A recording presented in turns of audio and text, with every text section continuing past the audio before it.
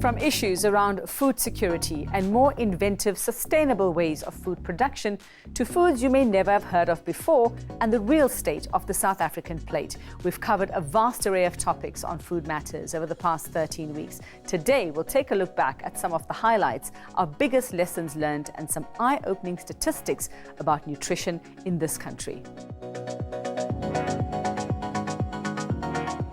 As we kicked off the Food Matters series, we delved into a research study by firm Nielsen Africa, which looked at the true state of the South African plate. I wondered how we were doing as a nation in terms of our eating habits and the habits we're passing on to the next generation. Well, here's a warning.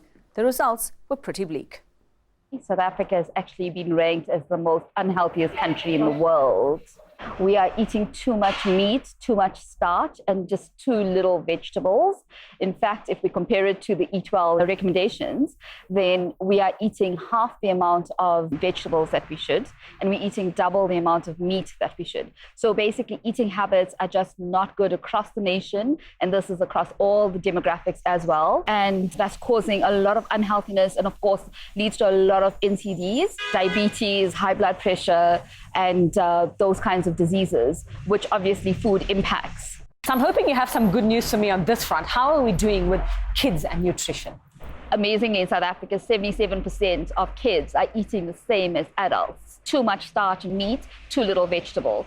So this is also a serious problem because we need to change that eating habit because it's unlikely to change as they grow up. I mean, there's lots of health problems that kids are facing as well with obesity and stunting, etc. And it's also based on diet. Not a good looking future unless there's intervention. While many of us spend a lot of time worrying about the contents of the food we buy, how concerned are we about buying local? We visited a farm just outside of Johannesburg where sustainable farming is the name of the game. The founder has been instrumental in securing partnership with big brands to upskill and train small-scale farmers in order to grow high-quality fresh produce. Local sourcing as a buzzword means all our retailers in the value chain, manufacturers are now looking into sourcing products from the local markets, the local producers, the local farmers. It's important because what it does, it unlocks the value chain. There seems to be a perception in the market that locally produced products, especially from smallholder farmers, are not of the right quality. We need to deal with that. And the way we deal with that is that you need to have committed partnerships that essentially empower those that are still learning to make sure that they understand the type of quality standards that they then use and they then require. Organic, free range, vegetarian, flexitarian. We're bombarded with these terms every day, and there seems to be a big drive behind the health benefits of incorporating more plant-based foods into our diets.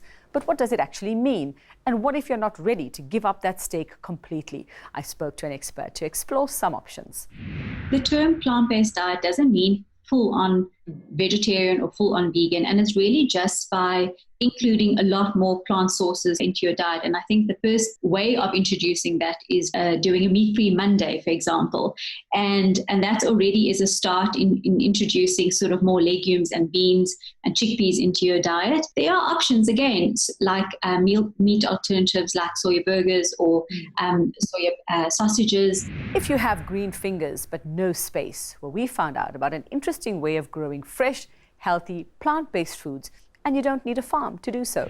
The best way for me to explain hydroponics to you is quite simple, is that it's the complete opposite of the traditional methods of farming that we're used to, which means that we're growing food within soil. Basically, we grow food within a water-based solution full of nutrients for the plants to grow in. This method of farming allows you to grow food in your garage, in your house. You can literally grow it in any facility that you've got available. Well, that's it from myself and the Food Matters team. I've certainly learned a lot over the past couple of weeks, and I hope you have too. Until next time, mind what you put into your body and where it comes from. Stay safe and stay healthy.